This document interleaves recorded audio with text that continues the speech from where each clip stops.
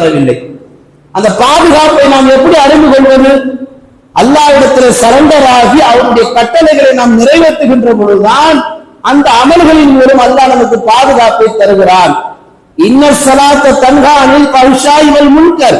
அல்லாஹ் அழகா பேசுவான். நிச்சயமாக தொழுகை இருக்கிறது, அது மானக்கேடான காரியத்தை உங்களை பாதுகாக்கும். ஒருவன் 5 நாள் தொழுகை தொடர்ந்து தொழுதார் என்று சொன்னால் அவன் திருட மாட்டான், பொய் சொல்ல மாட்டான், கூலிக்கு காசு கொடுத்து ஏவப்பட்டு அதற்காக தீமைகளை செய்ய மாட்டான், தவறான வழியிலே அவன் வாழ்க்கையிலே போக மாட்டான். மானக்கேடான விஷயத்தை விட்டு அல்லாஹ் அவனை பாதுகாக்கிறான் என்பதா குர்ஆனில் அல்லாஹ் பேசுகிறானே.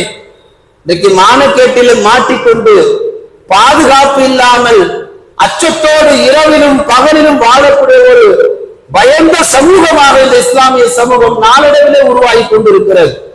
நம்ம வீட்டில் உள்ள பையன் எப்ப என்ன பிரச்சனையை வாங்கிட்டு வருவான், நம்ம வீட்டில் உள்ள பொண்ணு என்ன பிரச்சனை எப்ப வாங்கிட்டு வர்றோம், காலேஜுக்கு போன, பள்ளிக்கூடத்துக்கு போன, வேலைக்கு போனவன் எந்த பிரச்சனையை வீட்டுக்கு வருவான் என்ற ஒரு பதட்டத்தோடு தான் இன்றைக்கு இஸ்லாமிய பெற்றோர்கள் வாழ்ந்து கொண்டிருக்கிறார்கள்.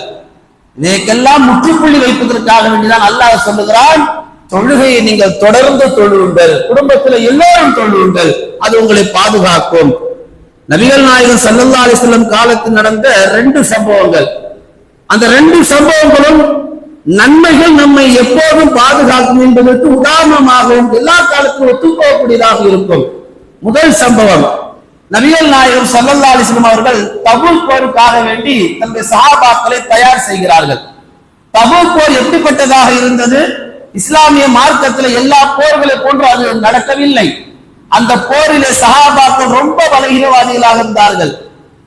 ஆள் பலம் இல்லை, பணபலம் இல்லை, ஆயுதப்படை இல்லை, வாகன வசதிகள் இல்லை, நல்ல உடல் தடாகத்து கொண்ட சஹாபாக்களை பார்க்க முடியாது, பலகீனவாதிகளாக பார்க்க முடிக்கப்பட்டது.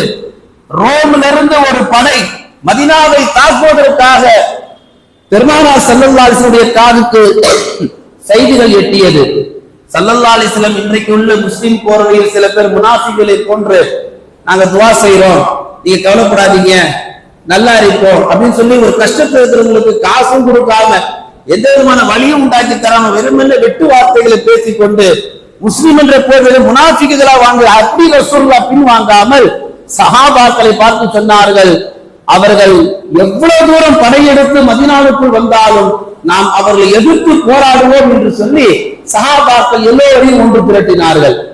மதீனா 10 ஆண்டு காலம் கடுமையான பஞ்சத்திலும் கடுமையான பசியிலும் இருந்த காலகட்டம். 1000க்கும் மேற்பட்ட ராணுவம் வைத்திருந்த இஸ்ரேல்